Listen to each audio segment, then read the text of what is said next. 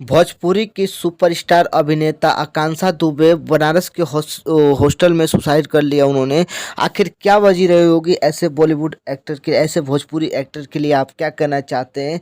ऐसे ऐसे लोगों के लिए जहां से पहुंचने के लिए इंसान को मुकामों लग जाते हैं, जिस पोजीशन में पहुंचने के लिए भोजपुरी इंडस्ट्री में काम करने के लिए बहुत सारे लोगों ने काम किया होगा, इसमें जानते भी होंगे कि आखिर क्या वजह रही होगी। उनकी सेक्रेटरी से पूछा गया है, लेकिन इस बात का अभी तक खबर नहीं चला कि किस बात से उन्होंने सुसाइड किया था और क्या वजह रही थी। आप इस वीडियो के बारे में क्या कहना चाहते हैं कमेंट बॉक्स में ज़रूर बताइएगा।